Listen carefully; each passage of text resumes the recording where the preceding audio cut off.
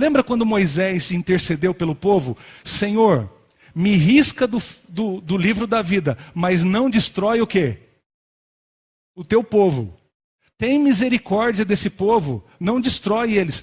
Deus faria isso, riscar Moisés do livro da vida? Não. Mas ele intercedeu, Sineide, de uma maneira tão linda, Moisés, lembra? Senhor, não destrói o povo, tem misericórdia deles.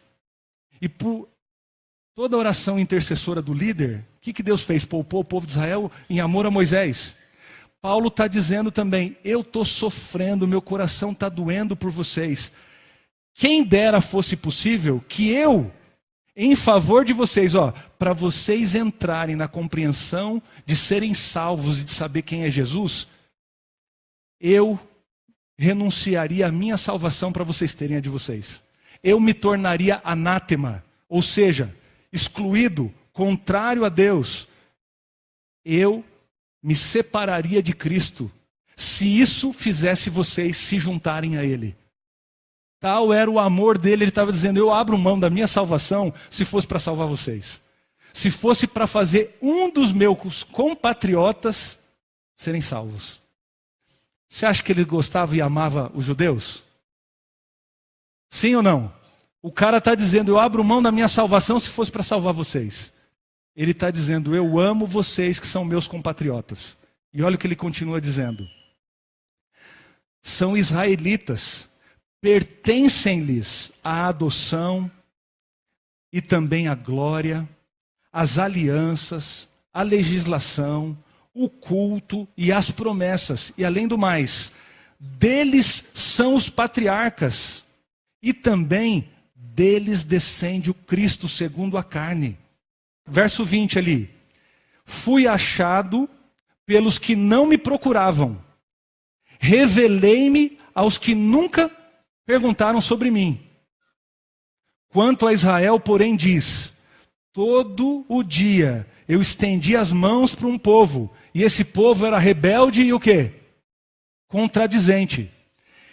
Quando você estuda aqui, gente, esse capítulo todo, 10, junto com 9 e com 11, sabe o que ele está dizendo? Eu vou chamar, igual Jeremias falou, eu vou chamar, aliás, Oséias e Jeremias vão ser usados na interpretação desse capítulo 9. Ele está dizendo assim, lembra de Oséias? A profecia está aqui no fim do capítulo 9. Você pode ver aqui, verso 25. Assim como também diz Oséias, chamarei povo meu a quem o quê? A quem não era meu povo. E amada a quem não era amada. E no lugar que se lhe disse, vós não sois meu povo, ali mesmo serão chamados filhos do quê? Filhos de Deus. Pasmem e assustem. Sabe o que ele está querendo dizer aqui? No meio da China, todo mundo aceita o evangelho, irmãos? No meio da Índia? Como é que você chama esse povo aí de povo de Deus? Realmente eles têm a Bíblia na mão e as mensagens do Senhor? Não. Tem mais de 5 bilhões de seres humanos no mundo que não conhecem o nome de Jesus. Só que, embora não sejam povo dele, serão chamados meu povo. Nunca me buscaram e esses me encontraram. Nunca invocaram o meu nome e eu me revelei a eles. Tem gente lá no meio do islamismo, tendo sonhos e visões com Jesus. Cada um dos amigos missionários que eu tenho que trabalharam lá, estão vindo dizer, gente que você nunca imaginava, no meio do nada, dizendo, eu sonhei com Jesus. Quando alguém abre a Bíblia, está dizendo, eu vi ele nos meus sonhos. Por outro lado, o povo que se chama pelo meu nome, não se arrepende. Eu estendo a mão a eles, eles não o quê? Não me buscam. Aliás, povo rebelde e contradicente. O que é contradição, gente? Prega uma coisa e vive outra. Olha só, quando Deus elege alguém para cumprir a sua vontade e essa pessoa falha, Deus continua o plano ou não? Com quem aceita. Ele chama outro e levanta. Israel falhou. Deus levantou o quê? A igreja para cumprir aquilo que Israel não cumpriu. Só que, agora, porque Israel falhou, abriu para os gentios, Enquanto os gentios estão sendo salvos, até se completar, Deus falou ainda para os israelitas, e aí eu não tenho tempo para ler tudo. Eu vou salvar o remanescente de Jacó. E aí Paulo usa uma coisa linda. Cada judeu de toda parte do mundo, nesses últimos 2000 anos, que não compreenderam e não entenderam a vinda do Messias, vendo como Deus está agindo com os gentios, verá a glória de Deus e a paciência dele tentando salvar os gentios, e vão pouco a pouco ser levados de volta. E aí você tem que ler Atos dos Apóstolos, capítulo 35. Ellen White dizendo que no ministério dos pastores e líderes da Igreja Adventista nos últimos dias, precisam se levantar pessoas para trabalhar de novo com os judeus, para ajudá-los a ligar os pontos das profecias do Antigo Testamento, que recaem sobre o Messias, e reconhecer nele o amado de todas as nações, darem o coração para ele. E assim como Elias um dia ficou reclamando para Deus: ó Senhor, todo mundo aqui se apostatou, todo mundo deu no pé, só sobrou eu fiel ao Senhor. O que o Elias estava fazendo? Senhor, o Senhor deu uma tarefa aqui e tal, não tem mais ninguém, todo mundo não te segue, o Senhor fez as maravilhas e tudo aqui, mas, ô Elias, está se achando, cara? Não é só você. Eu tenho 7.000 ainda que o quê? Não se dobraram. Tem gente aí fiel a mim, não é só você o cara, não. O meu propósito vai continuar, e eu vou pegar dessa turma toda que é abominável, que é rebelde, que é contradicente, eu vou tirar de novo o remanescente. Eu vou tirar aí desse meio, esse povo meu. Dele fala: olha, como o ramo da videira, tem a videira verdadeira, os ramos naturais dessa videira, Deus precisou quebrar essa videira. E pegou e enxertou galhos da videira brava, que são os gentios. Como Deus ainda é a videira verdadeira, Ele que quebra e enxerta nele quem Ele quiser. E Ele está enxertando os gentios nele. Mas, mesmo enxertando esses que nem são galhos da videira natural, que é daqueles que são filhos de Israel, se Ele está salvando esses que não são naturais a Ele, aqueles que Ele quebrou para tentar salvar, se esses voltarem a me obedecer, Ele vai enxertar de novo. Aleluia!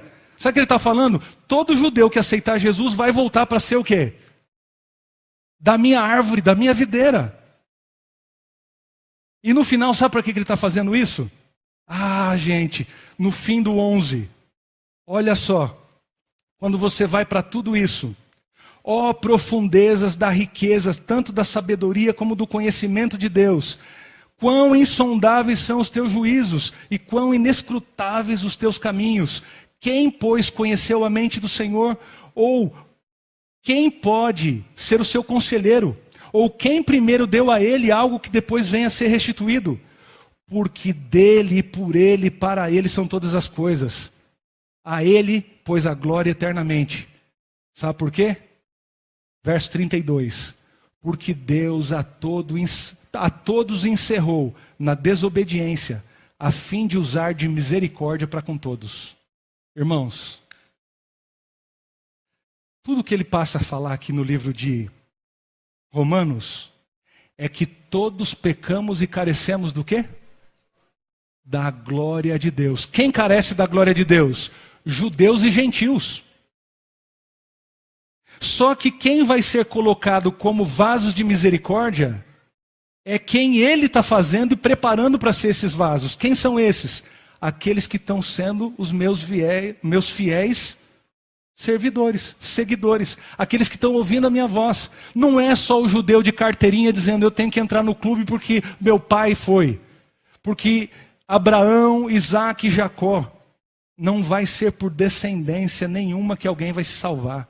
Não é porque foram entregues os oráculos, o culto, as doutrinas e tal, que eu vou bater lá no céu: ei, Senhor, você sabe que eu sou membro da Igreja Adventista de Santo André. Abre aí a porta porque eu tenho que entrar no reino. Irmãos, eu não vou chegar no céu e você dando carteirada em Deus, dizendo do que a gente merece. Não é quem corre e quem faz tudo pela sua mão. É a misericórdia de Deus que faz a gente ser salvo. Nós somos vasos da misericórdia e nós não merecemos essa graça. Ela é dom do quê? De Deus. Justificado, aí vem o capítulo 5. Justificados, pois, por Deus, mediante quem? Cristo Jesus, é que vocês são salvos. Irmãos, o que isso pega para nós hoje aqui? Fomos adotados como filhos. Estamos vendo as glórias das revelações de Deus. Temos o culto. Temos as alianças, as promessas e tudo mais. Como igreja adventista do sétimo dia, no cenário mundial, nós fomos levantados como um povo, como o povo judeu naquela época? Sim. Só que os judeus foram rebeldes e contradicentes. E envergonhavam os incrédulos pelo jeito que viviam, fazendo com que muitos não conhecessem a Deus porque estavam completamente equivocados nas suas práticas, achando que era a circuncisão que ia salvar eles. E Deus falou: não quero que vocês simplesmente cortem o prepúcio. A circuncisão é da onde? É do coração. Eu quero que vocês sejam fiéis a mim. E até aqueles que nunca entraram numa igreja adventista do sétimo dia serão o meu povo, porque eu que vou fazer misericórdia a quem eu quiser. Gente que nunca chamou-se pelo meu nome, nunca me buscou, vai ser salva. E você que está indo aí, pode se perder, se você não está sendo obediente ao Senhor, aquilo que Ele te deixou. Quem quer ser vaso de misericórdia? É Ele, e por Ele, e para Ele todas as coisas. Eu não tenho mérito nenhum. A eleição aqui, quanto a quem mais é confiado, mais vai ser o quê? Cobrado. A luz que nós temos, se não for usada para ser luz, se transforma em quê? Em trevas, e que grandes trevas serão. Eles se obscureceram nos seus vãos questionamentos. A gente fica brigando e querendo explicar e discutir com as outras igrejas. Quem tem veneno? Irmãos do céu, Deus vai fazer povo dele quem nunca pisou aqui. E quem está aqui dentro às vezes pode dizer: você não é meu povo, eu não te conheço. Então, humildemente, todos nós precisamos ser o quê? Aqueles que estão sendo endurecidos para a perdição estão fazendo isso porque estão rejeitando a graça de Deus e as suas verdades. Agora, quem Deus está preparando para a sua glória, quem está fazendo isso é Ele. Não é que eu e você possamos nos gloriar nisso. É pela misericórdia dEle que eu estou aqui e você também. E se você é amante dessas misericórdias, sendo vaso de misericórdia, leve a outros isso. Irmãos, eu vibrei de madrugada. Eu vibrei durante a semana. Eu queria que a minha igreja vibrasse também. Eu estiquei 20 minutos esse sermão. Você pode estar aí: pastor, mas 11h30 eu tenho que bater o crachá e ir embora. Desculpa se eu atrasei o seu almoço. Mas eu não posso dizer para você uma coisa tão bonita quanto essa, se não for pela palavra de Deus. Você foi chamado para ser vaso de misericórdia. E isso é para realçar a glória de Deus, que tem cumprido o seu propósito, quer você aceite ou quer você resmungue, dizendo: por que o Senhor chamou aquele? Por que esse aí virou pastor? Por que aquele virou músico? Por que aquele... Gente, pare de discutir isso. Isso não tem nada a ver com salvação, porque quantos Ele chamou a salvação? Todos. Mas é todos aqueles que nele creem, não pereçam, mas tenham a vida eterna. Ele é que está fazendo a misericórdia. Vamos parar de se achar. Agora, todo judeu fiel precisa ser reencontrado. Tem maravilhosamente, e aí eu sempre fiquei assim: mas Deus sempre foi duro com os judeus, porque Ele confiou e apostou muito neles ou não? Muito! E Paulo é a primeira vez que ele fala: a salvação vem primeiro a quem? Aos judeus, porque eles têm primazia na fila mesmo, porque Deus chamou eles primeiro com um propósito. Mas eles não aceitando, Deus vai pôr quem no lugar? Quem Ele quiser enxertar.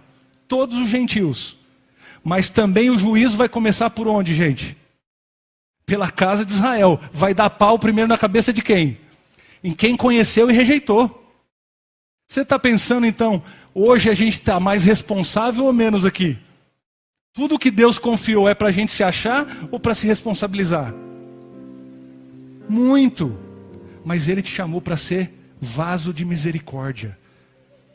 E é Ele que está preparando a gente para a glória dEle. Porque todas as obras que serão feitas, só são feitas boas obras por intermédio dEle e para Ele. Para que ninguém se vanglorie. Sou eu que opero em vocês, tanto o querer quanto o realizar. A salvação é pela graça, irmãos.